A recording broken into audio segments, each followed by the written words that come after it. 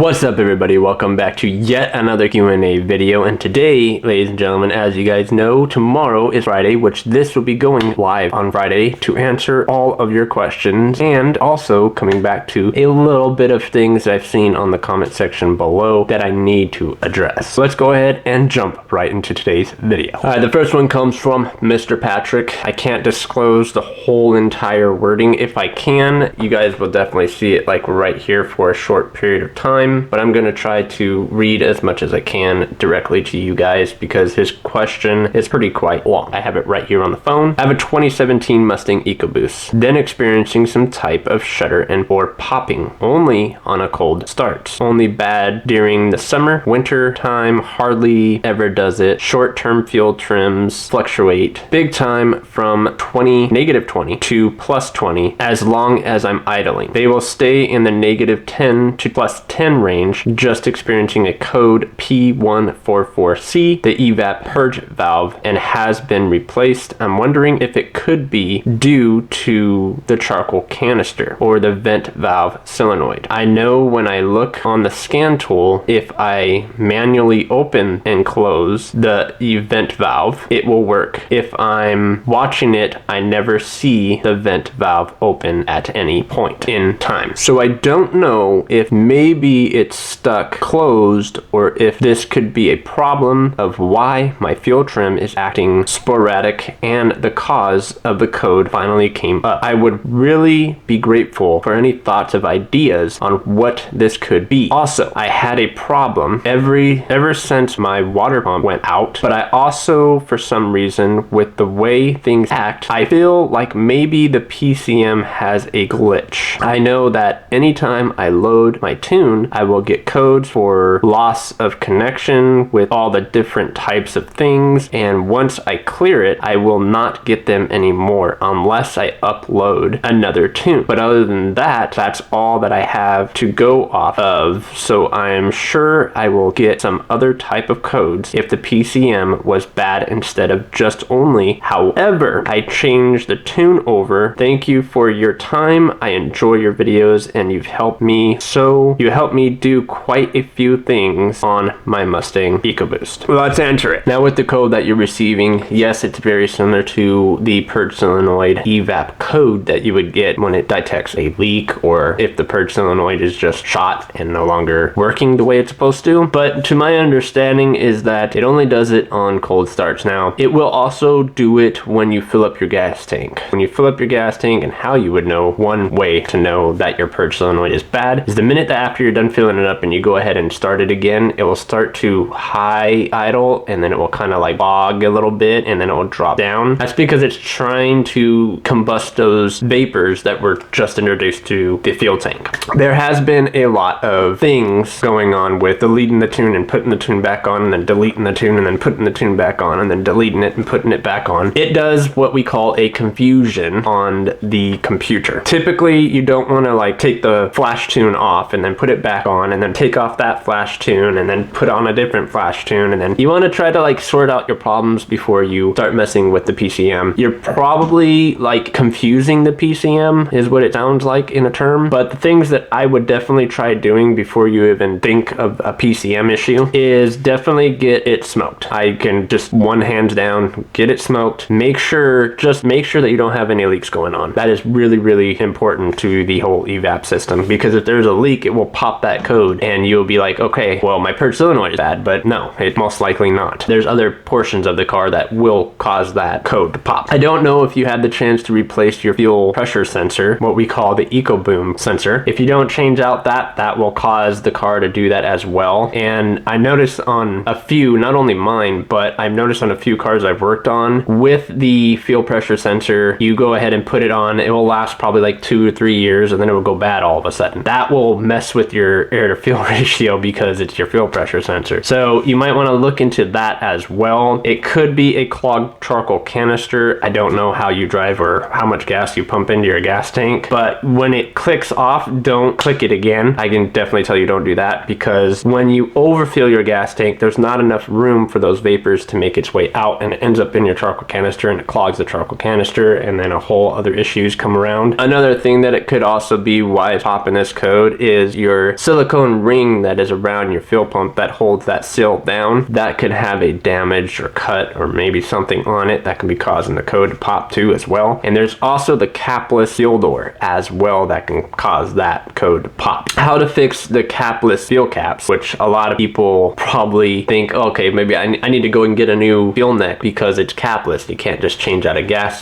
cap anymore, and that's not the issue. So you can always try to take your funnel. You're gonna get some sea foam, something that breaks up carbon, and you're gonna take that funnel, put it inside your capless fuel tank fuel neck. You're gonna spray the sea foam around the whole funnel, and this is gonna sound really strange and weird, but you're gonna want to go in and out with it and turn it around a few times to clean up that fuel door, because what could be also causing that is that the door is not shutting completely on the back one, and it causes an evap code because that door isn't shut and it's not making a proper seal. I had to do this on many cars, on many trucks, and that code disappeared. That is one thing that you can try and give it a shot. I know it popped on my EcoBoost when I had one too, and I did that whole thing with mine and it went away because I've tried it on F-150s. I also tried it on Chevys and Dodge. I did it to a lot of cars prior to my EcoBoost, but when I saw that code pop on my EcoBoost, I was like, oh crap, okay, well, I'm modifying my car, so that code could have been popped because of my modifications I've done to the car. So I went through a whole list, and when I got to what I should try first before I start involving my mods on my car, I went towards the fuel neck, and as soon as I cleaned it, the code disappeared and I never had that code again. Now, another thing that it also could be to always keep in mind is it could be your O2 sensors. Now, a lot of people misread these, and it's very easy to misread and misjudge, but when your O2 sensors get too caked on, it will cause not only your engine to do a little bit of vibration, but it will also mess with your air to fuel ratio as well, because that is what talks to the computer and tells the computer what comes out of the exhaust. You can easily clean those up and put them back in and see if that fixes your problem. Sometimes it will, sometimes it won't, but that is one thing that you can try, and especially with you going -20 and then going back to being +20 and then going -10 and then going back to +10 after a cold start, that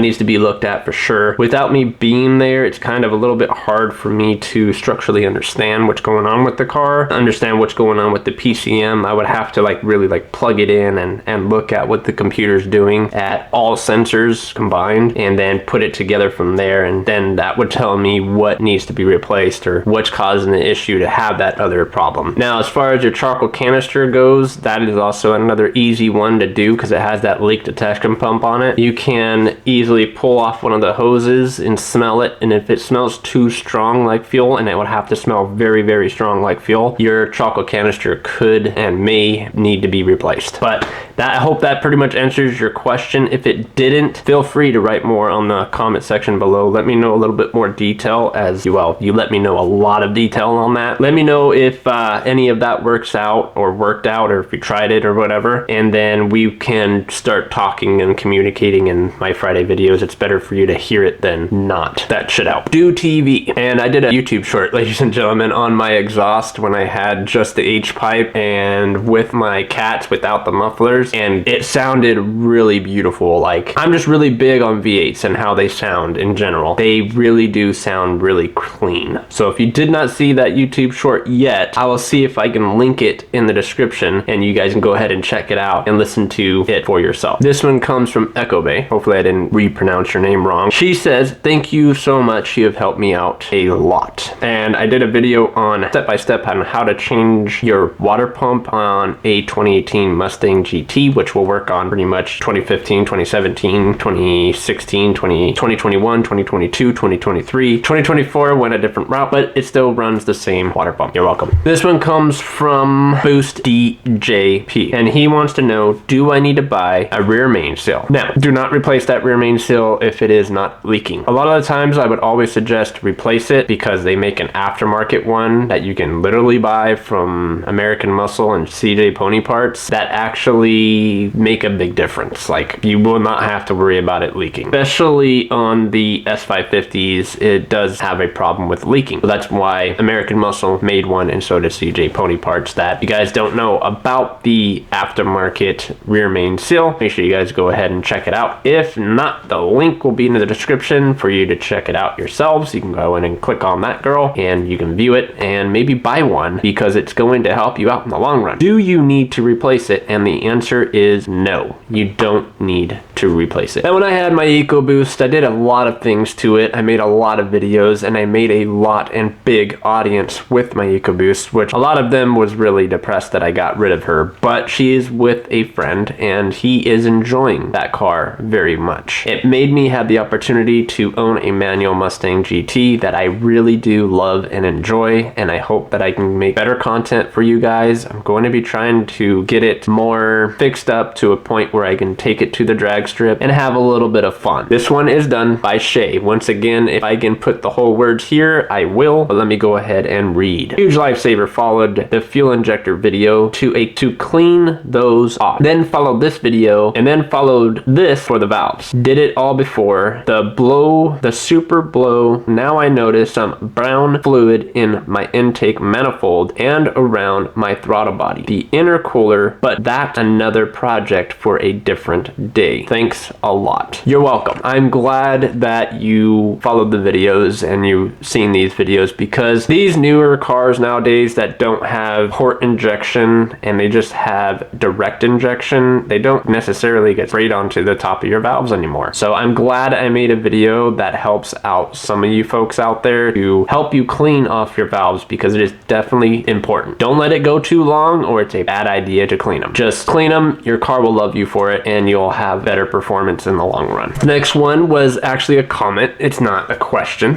It comes from Shadow. Here's his comment right here, and I'm not going to put all of them on there. We did have a little conversation in the comment section, which I love to do with you guys. So if you guys have a little conversation that you want to talk about, well, bring it on. But if you have a question, it's going to be in my Friday videos. I did that one YouTube short with, obviously, with the cats and then the H-pipe and no mufflers. And, you know, he was giving me a little suggestion on what I could try next. But guess what, guys? Stay tuned, because we have another sponsor and I'm not going to ruin it. Stay tuned. Make sure your post notifications is turned on. Next one comes from Some Guy Rich. Now, like I said last video, amazing name, by the way. Let's go ahead and read his comment. It says, hello, thank you. I went with the OEM. I have another question. What are the torque specs for the idler pulley? The top one. Mine doesn't spin freely too well. What can cause that to not spin freely? Well, over torquing it can cause it to not spin freely, or a bad bearing. There is a sleeve in between that bearing where the bolt rest is inside of it, and when you over torque it, yeah, it will cause it to, well, basically seat. It won't move. 18 foot-pounds is all you need on those pulleys. The only one that requires a lot more is your crankshaft, and that's more like 100 to 130 foot-pounds of torque. Some, I even go a little bit higher than that if it's a, well, obviously a brand new bolt. You don't want to be torquing a used bolt. They tend to not be friends with you and snap because they've been stretched and back to normal and then back to stretching and then back to, so not a good idea. But yes, 18 foot-pounds of torque is all you need on that pulley. Thank you for your support. If you guys are new and stepping in for the first time, make sure you guys go ahead and smash that subscribe button. Don't forget to hit the bell on the side. Leave a comment in the section below, because that is YouTube's algorithm. Make sure that you smash the like button. Share it with all your friends and family. Ladies and gentlemen, thank you once again for tuning in to ToughBuilds Customs. I love you guys. We'll see you guys in the next banger.